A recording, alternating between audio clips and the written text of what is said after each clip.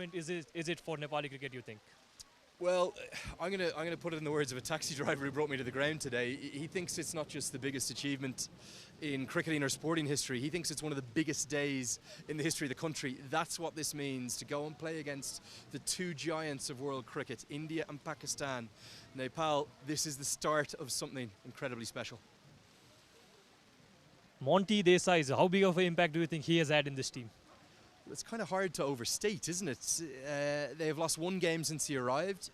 They have played with a maturity and a consistency that was never in Nepali cricket. They've always had talent here. There's always been good bowlers, there's been great fielders, there's been great energy, there's been great passion. But the batting in particular has been horribly inconsistent. And Monty Desai, purely through a mantra as much as anything else. Nothing technical, nothing really. There has been some great tactical stuff.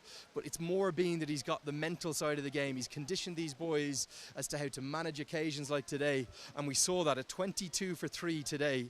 Everyone would have thought in history, back 10, 11 years ago, Paresh Lahani and Shard Vasakar told me they couldn't chase 117 against Tanzania.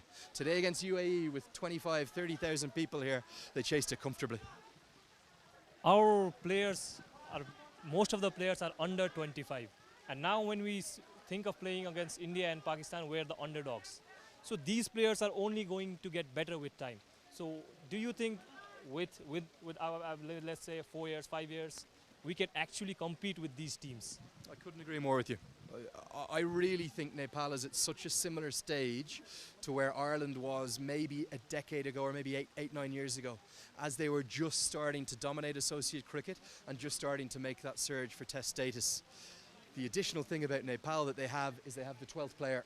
There's never seen fans like these anywhere in the world. The passion not just to come yesterday, but today on the reserve day. Ireland doesn't have that. I love my cricket, but there's only about 10 or 15,000 hardcore tragics that we really love cricket in Ireland. Here in Nepal, it is the national sport, and nothing galvanises the attention of the nation like the national cricket teams. I believe strongly it's the start of something. They're not going to go and necessarily beat India or beat Pakistan in this first time they play them. But the exposure they get against them, against better quality of bowling, better quality of overall consistency and quality of cricket, they're only going to get better and better. And I think the sky's the limit for this team.